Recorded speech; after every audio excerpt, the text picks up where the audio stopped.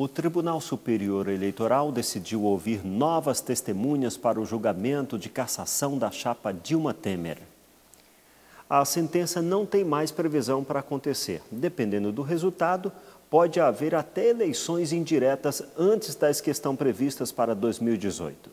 O Tribunal Superior Eleitoral suspendeu o julgamento da ação que pede a cassação da chapa Dilma Rousseff-Michel Temer. Os 7 ministros da Corte decidiram dar mais prazo às defesas.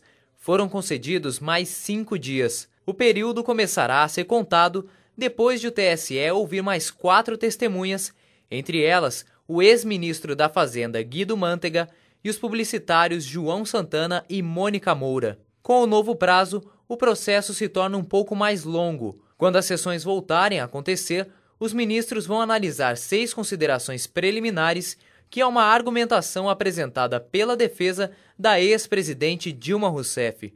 Mesmo que o TSE rejeite essas preliminares, o julgamento deve demorar.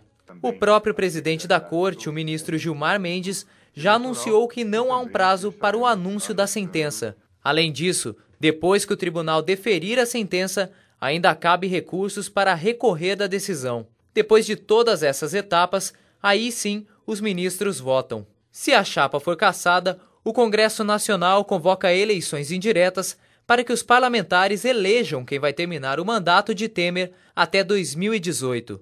Se cassado, o presidente pode continuar com os direitos políticos, ao contrário de Dilma, que ficaria inelegível por 8 anos por ser a mandatária da chapa. Acompanhe outras notícias regionais no plantão da redação.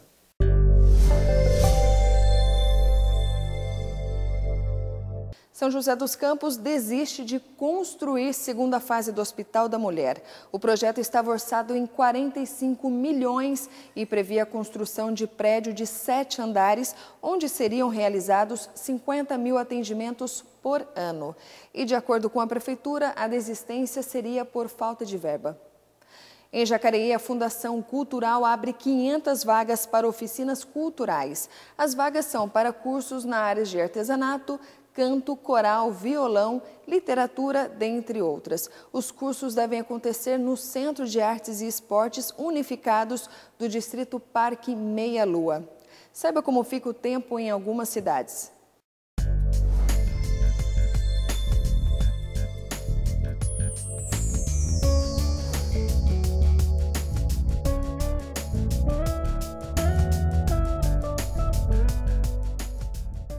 Vamos para a segunda parte da entrevista de hoje.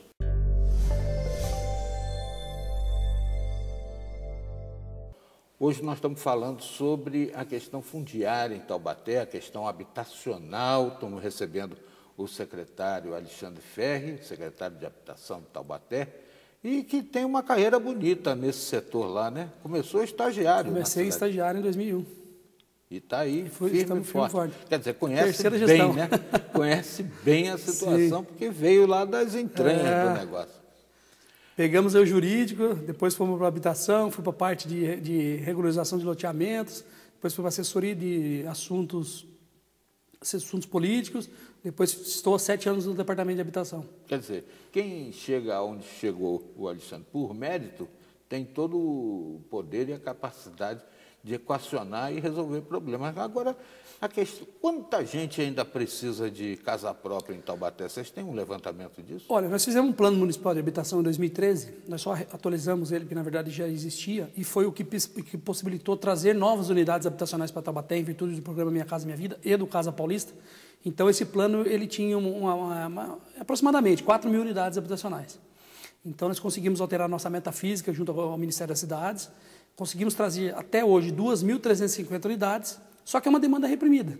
Você não para, todo ano, né, tem aquele que morava no fundo da casa do pai que casou, que está precisando de uma casa, né, tem aquela pessoa que veio de fora, que constituiu hoje, tem 5 anos em Taubaté e precisa de uma moradia, porque muitas vezes perdeu o emprego e morava de aluguel, em virtude dessa nossa crise interna, e esse desemprego que está assolando o Brasil, né, hoje. Então, ele também entra no nosso cadastro. Cumpriu alguns requisitos, ele pode entrar no cadastro habitacional. E hoje a gente tem aí em torno de mais umas 2.000 unidades habitacionais para tentar eliminar o déficit habitacional, né? A gente sabe que nos dias de hoje é raro quando o município ele consegue amenizar e, quiçá, eliminar o déficit habitacional. E a gente está trabalhando para isso. Nós estamos com um projeto com a CDHU com mais 500 unidades que estão discutindo algumas diretrizes junto ao governo do federal, porque eles liberaram muitas unidades para Taubaté e agora eles estão um pouco resistentes em não liberar mais, né? E eu falei para ele, tem uma demanda que atende, né? Que necessita, que precisa. E são mais 2.000 unidades que a gente está precisando, para pelo menos a gente conseguir estancar o déficit habitacional, porque em administrações anteriores não se construiu tantas unidades habitacionais como nós construímos hoje. Aliás, é uma questão também de planejamento, né? Eu acho que a coisa falha muito nesse aspecto, o cara quer resolver a coisa no atacado e não vê aí o varejo, né? É isso aí. Então, você vê, a gente está cheio de placa aí, MRV, acho legal pra caramba, né? Agora tem que ver o seguinte, se o MRV entra só na hora de colher os frutos, ou se ele ajuda também na infraestrutura das cidades, né? Porque construir unidades enormes como essa tem que ter escola perto, isso aí devia ser destacado do lucro do empreendedor fazer a infraestrutura também. Quando trata-se de empreendimento de unidade social, de interesse social, que a gente caracteriza, não só a MRV, mas como outros tem também, que você tem até um padrão de R$170 mil, que é inclusive financiado com subsídio da Minha Casa Minha Vida, o processo geralmente passa pelo meu departamento. E aí eu exijo um RDD, que é o relatório de diagnóstico de demanda. O que tem no entorno daquele empreendimento para poder atender aquela comunidade? Porque eu vou elevar o número da creche que tem ali, do posto de saúde. Que é muito fácil o cara construir, vender, botar no bolso e dividir a conta com todo mundo aqui para pagar. Passar a responsabilidade para o município, né? Não pode. Então, muitas vezes você precisa de um acesso, então você exige como contrapartida. O município pode perfeitamente fazer isso. E nós fizemos isso em Taubaté. E quando você faz um relatório de diagnóstico de demanda e você apura que naquela localidade falta, por exemplo, uma escola, a gente exige como contrapartida que ele construa aquela escola. Não que ele vá mobiliar, porque isso cabe ao município, mas se ele construiu, então ele já desafoga toda aquela região ali que se utiliza desse equipamento público. Agora, se os governantes da época tivessem tido atenção, né, podiam cobrar do construtor a regularidade, porque tem uma garantia que tem que ser dada ao imóvel. Mas é que o pessoal leva no leste-coleste. Hoje a gente faz isso, a gente faz a revitalização, faz a regularização, institui o IPTU, porque agora, e corta o cordão umbilical, porque agora a pessoa tem que caminhar com as próprias pernas e não depender mais do poder público, né? Que a gente tem que pensar nos próximos. Olha, eu quero cumprimentar, né, a administração do Ortiz Júnior, na sua pessoa, por favor, leve os cumprimentos da gente pelo esforço que tem sido feito numa questão fundamental, né, Alexandre? Sim. A questão da habitação está lá nos direitos e garantias do ser humano, lá na Carta das Nações. Exatamente. Então, a gente tem que realmente respeitar e priorizar o ser humano. Parabéns, Taubaté, parabéns, Alexandre. Obrigado.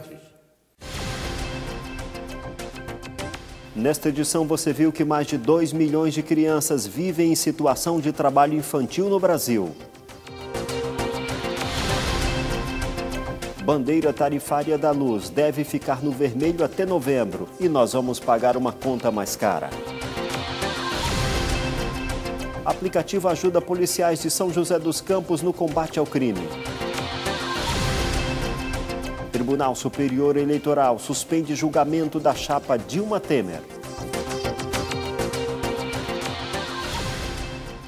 Estes são alguns dos destaques mais importantes desta edição. Você pode rever todas as nossas reportagens no site repórtersetorial.com. Acesse, compartilhe. Visite também a nossa página no Facebook, no Instagram e o nosso canal no YouTube. Temos um encontro marcado de segunda a sexta ao meio-dia, aos sábados e domingos às 11 da noite. E lembre-se, a boa notícia é, quando Jesus voltar, todo olho verá.